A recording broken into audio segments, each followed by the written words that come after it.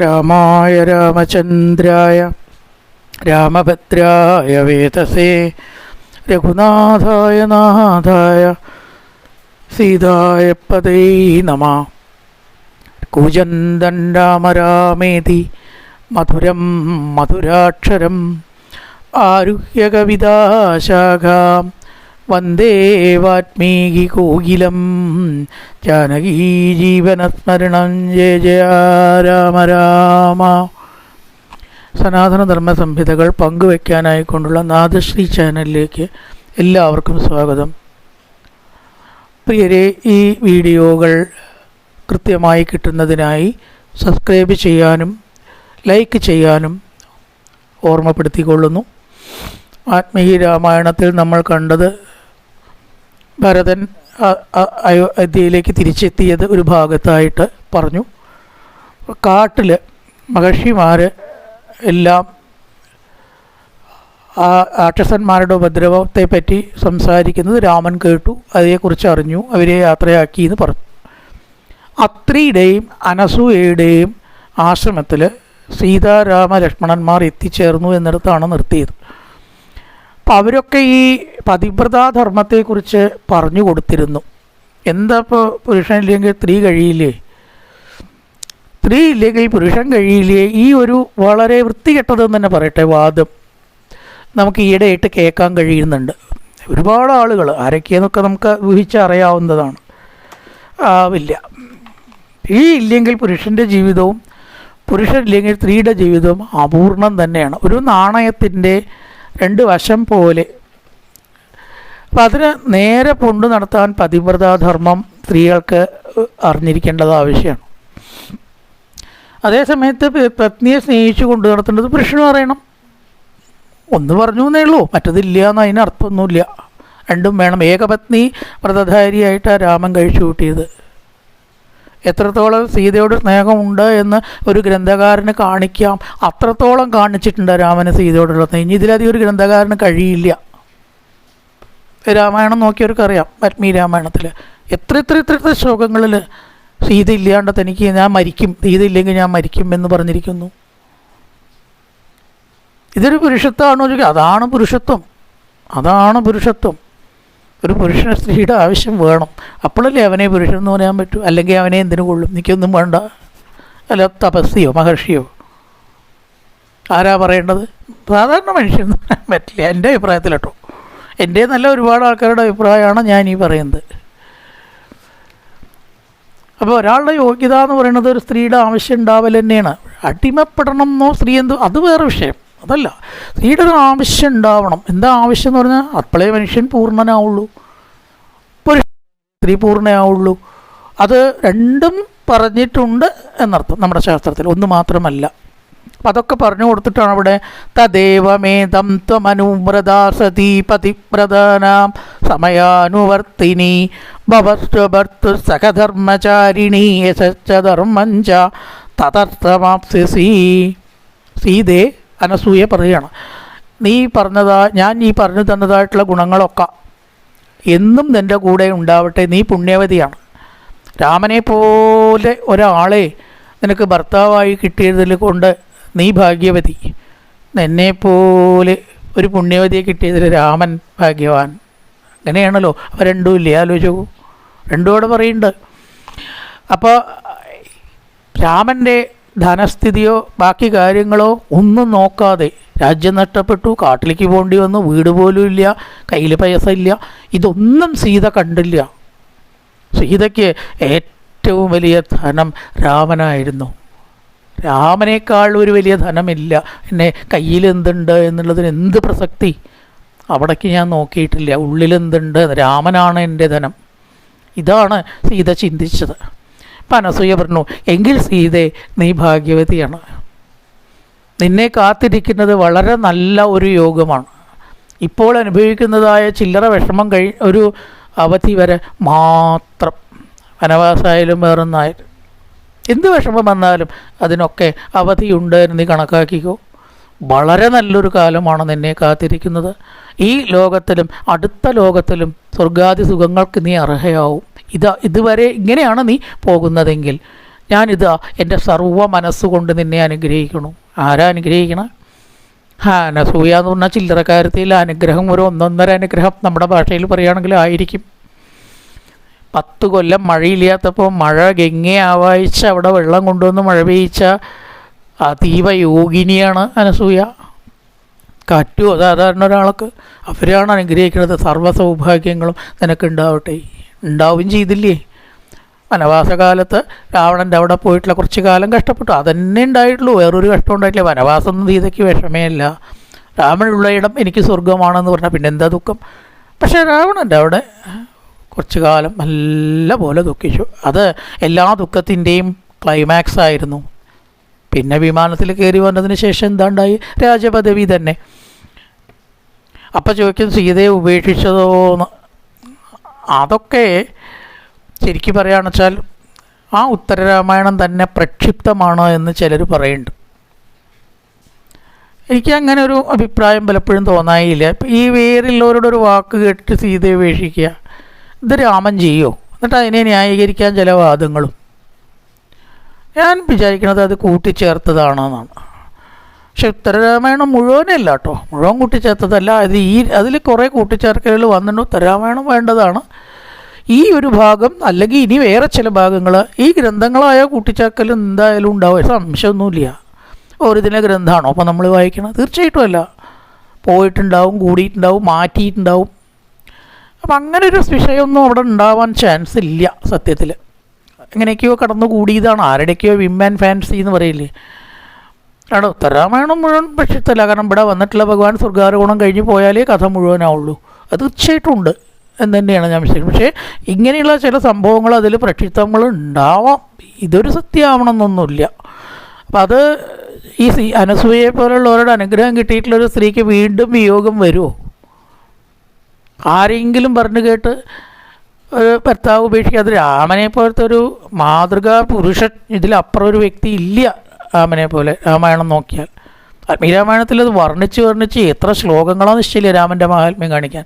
എന്നിട്ട് എന്തേ വിയോഗം? അത് അങ്ങനെ സംഭവിക്കാൻ സാധ്യതയില്ല. ഈയിടെ കഷ്ടകാലം മുഴുവൻ ലങ്കയിൽ കഴിഞ്ഞിരിക്കണു എന്നൊരു പല ദിക്കിലും പറയുക. പിന്നെ വീണ്ടും എങ്ങനെ കഷ്ടകാലം വരിക? അവിടെ എത്ര ചേർച്ചയില്ല. വീണ്ടും ഹനുമാനൊക്കെ ഭവതിയുടെ കഷ്ടകാലം കഴിഞ്ഞു എന്ന് കൂട്ടിക്കോളൂ.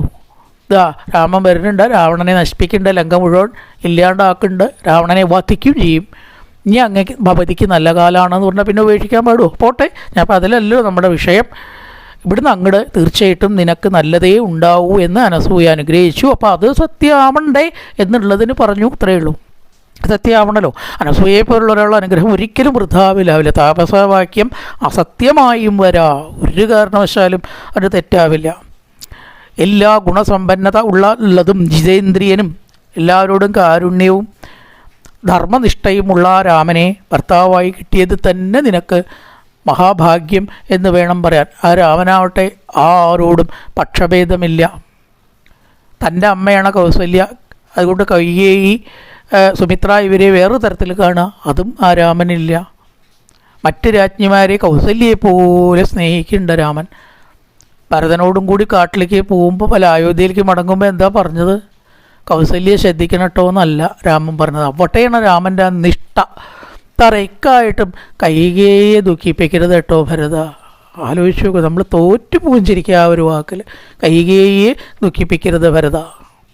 സ്വന്തം പുത്രൻ തള്ളിപ്പറഞ്ഞാൽ ആ അമ്മയ്ക്കത് താങ്ങാനാവില്ല എന്ന മാതൃഹൃദയമാണ് രാമൻ അവിടെ ചിന്തിച്ചത്. രാമനിലെ മനുഷ്യത്വം നമുക്കവിടെ കാണാം. ഈശ്വരത്വമൊക്കെ പോട്ടെ, തത്വനിഷ്ഠ ഈശ്വരത്വമൊക്കെ മാറ്റി വയ്ക്കൂ. ആ മനുഷ്യൻ എന്ന കൈകേയി എന്ന മനുഷ്യ സ്ത്രീയെ അവിടെ രാമൻ മുന്നിൽ കണ്ടു. ആർക്ക് വേണ്ടിയാണോ എല്ലാവരുടെയും വെറുപ്പ് സമ്പാദിച്ചത്, മകന് വേണ്ടി, ആ മകൻ തള്ളിയാൽ ഇനി തനിക്ക് മരിക്കല്ലാണ്ട് വേറെ ഒരു ആശ്രയമുണ്ടോ? ആ ഒരു വശം ഒന്ന് ചിന്തിച്ചു നോക്കും. മറ്റൊക്കെ പോട്ടെ, ചെയ്തത് തെറ്റാണ്. അത് രാമൻ മാത്രമേ ശരിക്കും പറയാച്ച ചിന്തിച്ചിട്ടുള്ളൂ. രാമനാണ് ശരിക്കും ചിന്തിക്കേണ്ടാത്ത തന്നെ കാട്ടിലേക്ക് അയച്ചത് കൊണ്ട്. വേറെ ആരും ചിന്തിച്ചില്ല, ഭരതനും ചിന്തിച്ചിട്ടില്ല. കൊല്ലണം എന്നാണ് പറയണത് എൻ്റെ അമ്മയെ. കൊന്നേനെ ഞാൻ, പക്ഷെ എൻ്റെ ഏട്ടൻ എന്നെ തള്ളി പറയും, അതുകൊണ്ട് ഞാൻ കൊല്ലണില്ല എന്നാണ്. അത്രേ രാമൻ തിരിച്ചാ പറഞ്ഞത്. ഭരത, നിനക്ക് തെറ്റി, ഒരിക്കലും എൻ്റെ അമ്മയെ നീ ദുഃഖിപ്പിക്കരുത്. ആലോചിച്ച് നോക്കുമോ മനുഷ്യത്വം. കൈകേയിലെ മനുഷ്യ സ്ത്രീയെ കണ്ട് രാമൻ കൊടുക്കുന്ന ഉപദേശമാണത്. അപ്പോൾ എല്ലാ രാജ്ഞിമാരെയും ഒരേപോലെ കാണുക, എല്ലാ സ്ത്രീകളെയും അമ്മമാരായിട്ട് കാണുക. ഇത്ര വിശ്വസൗഹൃദം, യൂണിവേഴ്സൽ ലവ് എന്ന് പറയുന്നതിൻ്റെ മൂർത്തിമത് ഭാവമാണ് രാമൻ. സീത പറഞ്ഞു ദേവി അമ്മയെന്നൊക്കെയാണല്ലോ ഇവിടെ, എന്ത് വിളിച്ചാലും അധികാവില്ല. അനസൂയയുടെയൊക്കെ കാര്യം ആ പാണിഗ്രഹണ സമയത്ത് ചെല്ലിയ മന്ത്രം എനിക്ക് ശരിക്കും ഓർമ്മയുണ്ട്. ശുശ്രു ഉപദേശിച്ചതൊക്കെ എനിക്ക് ഓർമ്മയുണ്ട്. പണ്ട് വിവാഹ സമയത്ത് പതിയേശ്വരനായിട്ട് കണ്ട് ശുശ്രൂഷിക്കണം എന്ന് പറഞ്ഞ വാക്യം എൻ്റെ ചെവിയിൽ ഇപ്പോഴും മുഴങ്ങുന്നുണ്ട്, ഇന്നലെ കേട്ട പോലെ. സാവിത്രി എപ്രകാരമാണോ ഭർത്തൃ ശുശ്രൂഷ ചെയ്ത സ്വർഗത്തിൽ ആദരിക്കപ്പെടുന്നത്, രോഹിണി എപ്രകാരമാണോ ചന്ദ്രനെ പിരിയാതെ നിൽക്കുന്നത്, അതേപോലെ ഈ രാമൻ്റെ കൂടെ ഈ ഉള്ളവൾ എന്നും നിൽക്കും. ഈ വാക്കിന് മാറ്റമില്ല എന്ന് പറയുകയാണ്. അനസൂയയ്ക്ക് സന്തോഷമായി. സാവിത്രിയുടെയൊക്കെ കഥ അങ്ങനെയാണ്. യമൻ ഭർത്താവിനെ കൊണ്ടുപോകുമ്പോൾ അങ്ങോട്ട് കയറിയാണ് വന്നു, എന്നെ കൊണ്ടുപോയിട്ടാണ് ഭർത്താവിനെ കൊണ്ടുപോകാൻ പറ്റൂ പറഞ്ഞു. ഇതുവരെ ഒരു സ്ത്രീ പറഞ്ഞിട്ടില്ല യമനോട്. യമൻ ഞെട്ടിയെന്ന് പറയുകയാണ്. കുട്ടിയെ അങ്ങനെയൊന്നും വാശി പിടിക്കരുത്, ഇതിനൊക്കെ ഓരോ നിയമം ചിട്ടവട്ടങ്ങളുണ്ട്. നിൻ്റെ സമയം ആവണതിൻ്റെ മുമ്പ് എൻ്റെ ഭർത്താവിൻ്റെ കൂടെ കോഴിക്കോട്ടേക്കോ പാലക്കാട്ടേക്കോ പോരുന്ന പോലെ പോരേണ്ട സ്ഥലമല്ല യമപുരി. മാറി നിൽക്കില്ല. എന്നെ കൊണ്ടുപോയിട്ട് മതി. അദ്ദേഹത്തെ കൊണ്ടുപോയി. യമൻ അന്തം വിട്ടു. ഈ കുട്ടിക്ക് ഇങ്ങനെ ധൈര്യം ഉണ്ടായി. പിന്നെ കുറേ ചോദ്യോത്തരങ്ങളാണ് അവിടെ. ദേവി ഭാഗവത്തിൽ, മഹാഭാരതത്തിലത്തെ കഥയാണത്. ദൈവഭാഗത്തിലേക്ക് വന്നു എന്നേ ഉള്ളൂ. മഹാഭാരതത്തിൽ ആ ചോദ്യോത്തരങ്ങൾ കേട്ടിട്ടും യമൻ അത്ഭുതപ്പെട്ടു. ഇത്രയും വലിയ ആത്മീയ ചോദ്യങ്ങൾ എങ്ങനെ ഈ കുട്ടി ചോദിക്കുന്നു. സന്തോഷിച്ചു യമൻ. ദേഷ്യപ്പെടുകയല്ല ചെയ്ത്, വാശി കണ്ടിട്ട് സന്തോഷിക്കുക. അങ്ങനെയുണ്ടല്ലോ. എന്താ കുട്ടി നിനക്ക് വരം വേണ്ട ചോദിച്ചു. അപ്പോൾ 100 പുത്രന്മാർ എനിക്കുണ്ടാവണം, ആയിക്കോട്ടെ എന്ന് പറഞ്ഞു. ഒറ്റ ശ്വാസത്തിലായിക്കോട്ടെ എന്ന് പറഞ്ഞു. പിന്നെ ഭർത്താവിനെ കൊണ്ടുപോകാൻ പറ്റുമോ? പതിവ്രതയായിട്ടുള്ള സ്ത്രീക്ക് വേറെ പുരുഷന്മാരുടെ സന്താനം ഉണ്ടാവുമോ? അങ്ങനെ യമൻ്റെ ജീവൻ തിരിച്ചു നൽകേണ്ടി വന്നതാണ് ഭാരതത്തിൽ സത്യവാൻ സാവിത്രിയുടെ കഥ. ചില്ലറ കഥയൊന്നുമല്ല അത്. അപ്പം അതേപോലെ ആ സത്യവാൻ സാവിത്രിയെ പ്രകാരമാണോ രോഹിണി ചന്ദ്രനെ പിരിയാതിരിക്കുന്നുവോ അതേപോലെയാണ് ഞാൻ. അനസൂയ ചോദിച്ചു, ഞാൻ എന്താണ് നിനക്ക് തരേണ്ടത്? ഉപപന്നം മനോജ്ഞഞ്ച വചനം തവ മൈഥിലി. മൈഥിലി, നിൻ്റെ വാക്യം വളരെ ചേർന്നത് തന്നെ. നിൻ്റെ സ്വഭാവം, നിൻ്റെ ആകാരം, നിൻ്റെ പെരുമാറ്റം അതിന് യോജിച്ച വാക്കുമായിരിക്കണം. ഇനി എന്താണ് ഒരു സ്ത്രീക്ക് വേണ്ടത്? പ്രീതാചാത്മുചിതം കിന്തേ കരവാണി ബ്രവീഹിമേ. എന്താണ് നിനക്ക് വേണ്ടത്? നിനക്ക് വല്ല വരവ് എന്നിൽ നിന്ന് വേണോ? അപ്പം നീ വിചാരിക്കുക വയസ്സായി ചുക്കി ചുളിഞ്ഞ് തല നരച്ചിട്ടുള്ള എന്നെ കൊണ്ട് എന്ത് സാധിക്കും? അങ്ങനെ വിചാരിക്കേണ്ട.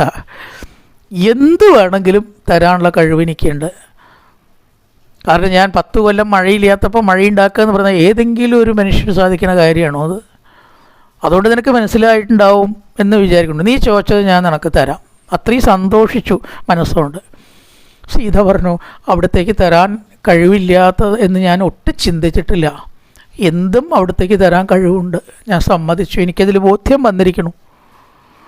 പക്ഷേ ഇപ്പം എനിക്ക് അങ്ങയുടെ അവിടുത്തെ സന്ദർശനത്താൽ തന്നെ ഞാൻ തൃപ്തയായി. ഇനി എനിക്ക് എന്താണ് വേണ്ടത്? കൃതമിത്യു അബ്രവീത് സീത തപോബല സമന്വിതാം. ഞാൻ കൃതകൃത്യയായി ദേവി എന്ന് പറഞ്ഞേക്കാണ്. അമ്മയെപ്പോലെ ഒരു തപസ്വിയെ കണ്ട് അനുഗ്രഹം വാങ്ങുക എന്ന് പറഞ്ഞാൽ ഇനി വേറെ കാര്യങ്ങൾ ചോദിക്കേണ്ട ആവശ്യമുണ്ടോ? ഞാൻ ധന്യാണ് എന്ന് പറയണം. സാ തേവമുക്താധർമ്മജ്ഞാതയാ പ്രീതതരാ ഭവൽ സഫലം ച പ്രകർഷം ദേഹന്ത സീതേ കരോമ്യകം. അപ്പോഴും മനസ്സൂയയ്ക്ക് സന്തോഷമായി. ഒന്നിലും ആഗ്രഹമില്ല. നോക്കൂ, ഒരു സ്ത്രീക്ക് എന്തെങ്കിലും വേണോ ചോദിച്ചാൽ എന്തെങ്കിലും വേണമെന്ന് പറയില്ലേ? അപ്പോൾ ഇവൾ സാധാരണക്കാരിയല്ല എന്ന് അനസൂയയ്ക്കും തോന്നി. താനോ വലുത് സീതയോ വലുത് എന്ന് തന്നെ സംശയം തോന്നി തുടങ്ങി. ഒന്നും വേണ്ട എന്നാണ് പറയണച്ചാലേ. എന്നാൽ ഒരു കാര്യം ഇതം ദിവ്യം വരം മാല്യം വസ്ത്രം നാഭരണാനിച്ച. വളരെയേറെ കാര്യമായി സൂക്ഷിച്ച ഒലച്ചിലോ തട്ടാത്ത വസ്ത്രാഭരണങ്ങൾ നിനക്ക് ഞാൻ തരാം. ഞാൻ ധരിച്ച് അത് അങ്ങനെ ആക്കിയിട്ടൊന്നുമില്ല. ധരിച്ചിട്ട് വീഴ്പ്പാക്കാത്ത ശേഖരിച്ച് വെച്ചിട്ടുള്ള ഉത്തമമായിട്ടുള്ള വസ്ത്രങ്ങൾ ആദ്യമായിട്ട് നിനക്ക് നീ തന്നെ എടുക്കുക. അംഗരാഗഞ്ച വൈദേഹി, ശരീരത്തിൽ പുരട്ടാനുള്ളതായിരിക്കുന്ന ലേപനങ്ങൾ, ചന്ദനം, കസ്തൂരി, കളഭം മുതലായിട്ടതായിട്ട് ലേപനങ്ങളും വിശിഷ്ടമായിട്ടുള്ള വസ്ത്രങ്ങൾ, ഉടുത്ത വസ്ത്രങ്ങളല്ല കേട്ടോ, വിശിഷ്ടമായി സൂക്ഷിച്ച് വെച്ച വസ്ത്രങ്ങൾ, മാല, ഇതൊക്കെ നിനക്ക് ഞാൻ അങ്ങോട്ട് തരികയാണ്, നീ ചോദിച്ചിട്ടല്ല. എന്താണ് ഇതിൻ്റെ പ്രത്യേകത? ഇത് നീ എപ്പോഴും ഉപയോഗിച്ചാൽ യൗവനം എപ്പോഴും നിനക്ക് ഇതേപോലെ നിലനിൽക്കും. വലിയൊരു കാര്യമാണ്. അതിനുള്ള മരുന്ന് കണ്ടുപിടിച്ചിട്ടില്ലല്ലോ. അങ്കരാഗേണ ദിവ്യേന ലിപ്താംഗീ ജനകാത്മജേ ശോഭയിഷ്യസി ഭർത്താരം യഥാശേർ വിഷ്ണുമവ്യയം. ആ വിഷ്ണുവിനെ ഏത് പ്രകാരത്തിലാണ് ലക്ഷ്മി സന്തോഷിപ്പിക്കുന്നത്? ലക്ഷ്മിയെ വിട്ടിട്ടൊരു കാര്യമുണ്ടോ ഭഗവാൻ? അതേപോലെ രാമന് നിന്നെ വിട്ടിട്ടും ഒരു കാര്യം ഉണ്ടാവില്ല. ഈ വസ്ത്രാഭരണങ്ങളും ലേപനങ്ങളും ഉപയോഗിച്ച് കഴിഞ്ഞാൽ രാമന് നിന്നിലുള്ള സ്നേഹം, അനുരാഗം എന്നും ഒരുപോലെ ഇരിക്കും. സ്വീകരിച്ചൂടെ? അതിനെന്താ സ്വീകരിക്കാം? ഇത് പറഞ്ഞ മൈഥിലി പ്രതിജഗ്രാഹ പ്രീതിദാനമനുത്തമം. പ്രീതിദാനം, സന്തോഷത്തോടു കൂടി ഇഷ്ടദാനം എന്ന് പറയില്ലേ. ഇപ്പം നമ്മൾ കൊടുത്തതായിട്ടുള്ള ആ ദാനത്തെ സ്വീകരിച്ച് 2 കാക്കലും നമസ്കരിച്ചു. അനസൂയയുടെ വന്ദിച്ചു, നമസ്കരിച്ചു, അനുഗ്രഹം മേടിച്ചു. എന്തായാലും നിൻ്റെ സ്വയംവര കഥ എനിക്കൊന്ന് കേട്ടാൽ തിരക്കിടില്ല എന്നായി അനസൂയ. ഈ സ്ത്രീകൾക്ക് എവിടെയെങ്കിലും കേട്ട ഈ കല്യാണക്കാര്യം പറയാൻ വലിയ ഇഷ്ടാത്രേ. ഭാഗവതത്തിലും ഉണ്ട് കേട്ടോ. ജയലവൃത്തം കഴിഞ്ഞിട്ടൊരു അധ്യായം. പാഞ്ചാലി ബാക്കിയുള്ളവരും ഗോപത്രികളും എല്ലാവരും കൂടിയപ്പോൾ നിങ്ങളെയൊക്കെ കൃഷ്ണനെ എങ്ങനെ വിവാഹം കഴിച്ചതെന്നൊന്ന് പറയാം. നമ്മളിപ്പോൾ അങ്ങനെയൊന്നും ചോദിക്കില്ല, അതെൻ്റെ കല്യാണം എങ്ങനെയുണ്ടായി നോക്കാം. ഇപ്പോൾ പുരുഷന്മാരുടെ വിഷയമല്ല അധികം, അത് സ്ത്രീകളുടെ വിഷയമാണ്. താലി, മാല, പട്ടുസാരി, അങ്ങനെ ഇങ്ങനെ. ആ ചെയ്തത് അത്ര ശരിയായി എനിക്ക് തോന്നിയില്ല. ചില വിമർശനങ്ങളും ഉണ്ടാവും. ഇങ്ങനെ പറയാൻ അവർക്ക് വലിയ ഇഷ്ടമാണ്. കല്യാണം കഴിഞ്ഞാൽ അവർ ഇരിക്കലും ഒരു വെറ്റില മുറുക്കലും സംസാരിക്കലൊക്കെ ഉണ്ട്. ഇത്തിരി വെള്ളം കൊണ്ടുവരുമോ, കഴിയുമ്പോഴേക്ക് വെള്ളം കുടിക്കേണ്ടി വരും, അത്ര പറയാനുണ്ടാവും എന്നർത്ഥം അല്ലേ? അപ്പോൾ അതവരുടെ സ്വഭാവം സ്ത്രീകളുടെ സ്വാഭാവികമാണല്ലോ. അപ്പം നിൻ്റെ ആ വിവാഹ കാര്യങ്ങൾ ഒക്കെ എന്നെ ഒന്ന് പറഞ്ഞ് കേൾപ്പിക്കുമോ? ഏതായാലും സമയമുണ്ട് കുറച്ച് എന്നുള്ള നിലയ്ക്കാണ്. അപ്പോൾ സീത വളരെ സന്തോഷമായി പറയാൻ നല്ല ഇഷ്ടമുണ്ടേ. ഭൂമി പുത്രിയാണ് അല്ലയോ ദേവി ഞാൻ ആയിരുന്നത്. ഉഴവ് ചാലിൽ നിന്ന് ആണ് എന്നെ ജനക മഹാരാജാവിന് കിട്ടിയത്. എന്നെ കിട്ടിയതൊരു കുട്ടി നീ എൻ്റെ മകളാണ് എന്ന് പറഞ്ഞ് എന്നെ സ്വീകരിച്ചു, സ്നേഹത്തോടു കൂടി വളർത്തി. അന്ന് മുതൽക്ക് ജനക മഹാരാജാവിൻ്റെ സമ്പത്തും ഐശ്വര്യവും വർദ്ധിച്ച് കണ്ടു. ചില കാര്യങ്ങളൊക്കെ അങ്ങനെ വീട്ടിൽ വന്നാൽ അതിന് ശേഷം നന്മ ഉണ്ടാവും. അല്ലെങ്കിൽ ഒരു വിവാഹം കഴിഞ്ഞാൽ അവിടെയൊക്കെ നന്നായി എന്താ പറയുക, ആ സ്ത്രീയുടെ കാൽവരി നന്നായി കേട്ടോ. ഇവനാ പോയിച്ചാൽ അവൻ്റെ കാൽവരി നന്നായി കേട്ടോ. അതിനുശേഷം അവൻ്റെ വീട്ടിലൊക്കെ നന്നാവുക എന്ന പോലെ ഈ സീത അവിടെ വന്ന മുതൽക്ക് അവിടെ ഐശ്വര്യം അഭിവൃദ്ധി അല്ലാതെ ഉണ്ടാവുമോ? ലക്ഷ്മി ദേവിയുടെ അവതാരമാണ്. ലക്ഷ്മി വന്നാൽ പിന്നെ മേപ്പെട്ടല്ലാണ്ട് ഗതി കീഴ്പ്പെട്ടുണ്ടാവുമോ? അപ്പോൾ ജനകൻ്റെ ആദ്യ പത്നിയെ ഏൽപ്പിക്കുകയും ചെയ്തു. നീ സ്വന്തം പുത്രിയായിട്ട് ഇവളെ വളർത്തണം. അതീവ സ്നേഹത്തോടു കൂടിയിട്ട് ആ മാതാപിതാക്കളെ എന്നെ വളർത്തി എന്ന് പറയുകയാണ് സീത. നല്ല സ്നേഹത്തോടു കൂടിയിട്ടാണ് പറയണം. വിവാഹപ്രായമായപ്പോൾ വല്ലാത്തൊരു ആകുലത അവരെ അലട്ടി ആർക്ക് കൊടുക്കും? അങ്ങനെ ഉചിതമായിട്ടുള്ള ഒരാൾക്ക് തന്നെ കൊടുക്കണം. വല്ലവർക്കും കൊടുത്താൽ പറ്റുമോ? ഒരു സ്വയംവരം നിശ്ചയിച്ചു. ആ സദസ്സിൽ വെച്ചിട്ട് ഉറക്കെ വിളംബരം ചെയ്തു എൻ്റെ അച്ഛൻ ജനകൻ. എന്ത്? ത്രയ്യംബകം എന്ന് പറഞ്ഞിട്ട് ശിവനാൽ കൊടുക്കപ്പെട്ടതായിട്ടൊരു വില്ലുണ്ട്. അത് ആരെടുത്ത് വഞ്ചിക്കുന്നുവോ കൊലയ്ക്കുന്നുവോ അവർക്ക് എൻ്റെ പുത്രിയെ ഞാൻ വിവാഹം കഴിച്ചു കൊടുക്കും. അയാൾ എൻ്റെ പുത്രിയുടെ ഭർത്താവും. പലരും ക്ഷമിച്ചു, എല്ലാവരും പിൻവാങ്ങി. പാഞ്ചാലി സേമനം വരുമ്പോൾ ആ ചാക്യാന്മാർ പറയും ജരാസന്ധൻ്റെ പല്ല് കളഞ്ഞ വില്ലായ നമാ അല്ലേ, ഇന്ന ആളുടെ അംഗവംഗ കലിംഗ ആ രാജാവിൻ്റെ പല്ല് കളഞ്ഞ വില്ലായ നമാ. പിന്നെ വരണവരൊക്കെ ഇന്ന ആളുടെ പല്ല് കളഞ്ഞ വില്ലായ നമാന്നും പറഞ്ഞ് നമസ്കരിച്ചിട്ട് അത്രേ വില്ലെടുത്ത് കുലയ്ക്കാൻ പറ്റാതെ ഒടുവിൽ അർജുനൻ കുലച്ചു എന്ന് പറയണത്. എന്ന പോലെ ബടിയും പലരും ശ്രമിച്ചിട്ട് ആ വില്ല് അനക്കാൻ തന്നെ സാധിച്ചില്ല എന്ന് പറയുകയാണ്. അങ്ങനെ ഇരിക്കുമ്പോഴാണ് വിശ്വാമിത്രൻ രാമലക്ഷ്മണന്മാരും എത്തിയത്. വില്ലെടുക്കാമോ കുലയ്ക്കാമോ എന്നൊക്കെ ചോദിക്കലും എല്ലാം ആവാം എന്ന് പറയലും എടുത്ത് കൊലയ്ക്കലും വളരെ വേഗം എല്ലാം കഴിഞ്ഞു എന്നാണ്. ആ ശബ്ദം അവിടെ മുഴുവൻ അങ്ങനെ മുഴങ്ങി എന്ന് പറയണം. ഇടിവിട്ടിടും വണ്ണം വിൽമുറിഞ്ഞൊച്ച.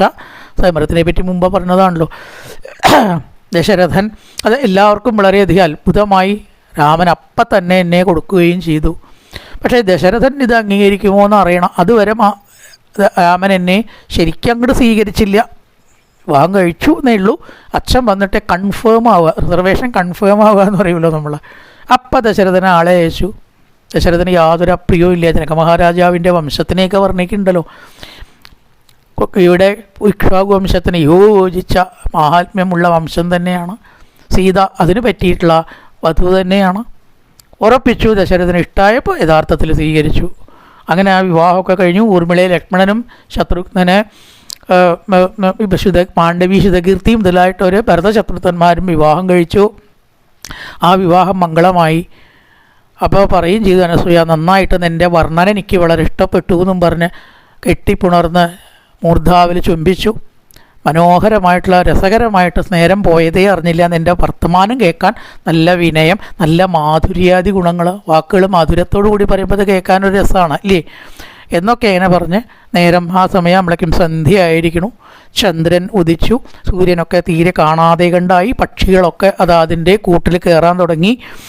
അങ്ങനെ രാമൻ വളരെയധികം ഈ ആഭരണങ്ങളൊക്കെ ഒന്ന് അണിയാൻ പറയുകയാണ് ഈ അനസൂയ.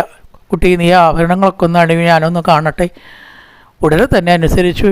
അനസൂയ പറഞ്ഞാൽ പിന്നെ അതിലപ്പുറമുണ്ട്, എല്ലാ ആഭരണങ്ങളും അണിഞ്ഞു. വളരെ സന്തോഷമായി എനിക്ക്, നീ പറഞ്ഞത് കേട്ടല്ലോ.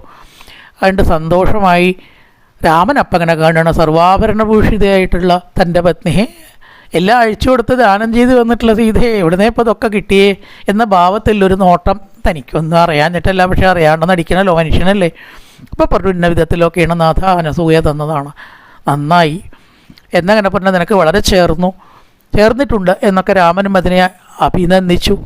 രാമലക്ഷ്മണന്മാർക്കൊക്കെ ഈ ആഭരണം അണിഞ്ഞിട്ടുള്ള സീതയെ കണ്ട് സന്തോഷമായി. അന്നത്തെ രാത്രി താപസരോടൊപ്പം എല്ലാം കഴിക്കുകയും ചെയ്തു. രാക്ഷസ ശല്യത്തെ പേടിച്ച താപസന്മാർ പോയി അവരെ യാത്രയാക്കി. ഇതിന് ശാശ്വതമായിട്ട് ഒരു പരിഹാരം കാണണം എന്ന് രാമലക്ഷ്മണന്മാർ മനസ്സിൽ ചിന്തിച്ചു. പുറത്തേക്കൊന്നും പറഞ്ഞില്ല. അങ്ങനെ ആ താപസന്മാർ കുറേ പേര് ഭഗവാനോട് യാത്ര പറഞ്ഞ് പോവുകയും ചെയ്തു. ഇതീരിത പ്രാഞ്ജലിബി തപസ്തിബിർദിജയകൃത സ്വത്യയനപരം തപ വനന്ത ഭാര്യ പ്രവിവേശരാഘവ സലക്ഷ്മണ സൂരൈവ പ്രമണ്ഡലം എന്ന പോലെയൊക്കെ രാഘവനെ ആ മഹർഷിമാർ നമസ്കരിച്ചു. ഭഗവാൻ ആ മഹർഷിമാരെ അതാണ് നമസ്കരിച്ചിട്ട് തിരിച്ചാണോ അനുഗ്രഹം ഉണ്ടായി ചോദിച്ചാൽ നിശ്ചയില്ല. ഇവിടെ രണ്ടും ഉണ്ടായി ഇല്ലേ. മഹർഷിമാരെ വേണമെച്ചാൽ ഭഗവാൻ അനുഗ്രഹിക്കാം, ഭഗവാൻ ഈശ്വരനാണ്, ഈശ്വരനെ മഹർഷിമാർക്കും അനുഗ്രഹിക്കാം. എന്തായാലും മംഗളാശംസകളൊക്കെ നൽകപ്പെട്ടു. ആ രാഘവൻ ലക്ഷ്മണനോടും സീതയോടും കൂടിയിട്ട് കൊടുങ്കാട്ടിലേക്കാണ്ട് പ്രവേശിക്കുകയാണ്. കൂടുതൽ ഘോരമായിട്ടുള്ള വനത്തിലേക്ക് പ്രവേശിച്ചു. അയോധ്യാകാന്ഡം ഇവിടെ സമാപ്തമാവുകയാണ്. പൂർവൻ രാമതപോവനാധിഗമനം മത്വാ മൃഗങ്കാഞ്ചനം വൈദേകീഹരണം ജടായുമരണം സുഗ്രീവ സംഭാഷണം ബാലീ നിഗ്രഹണന്തമുദ്രതരണം ലങ്കാപുരീദാഹനം വച്ച രാവണ കുംഭകർണനിധനം ഏതസ്യ രാമായണം രാമായ രാമചന്ദ്രായ രാമഭദ്രായ വേതസേ രഘുനാഥായ നാഥായ സീതായ പദൈ നമഃ. ഓം പൂർണ്ണമദ പൂർണ്ണമിദം പൂർണ്ണാൽ പൂർണ്ണമുദച്യതേ പൂർണ്ണസ്യ പൂർണ്ണമാദായ പൂർണ്ണമേവാവശിഷ്യതേ. ഓം ശാന്തി ശാന്തി ശാന്തി. ഹരി ഓം ശ്രീ ഗുരുഭ്യോ നമഃ. ഹരി ഓം.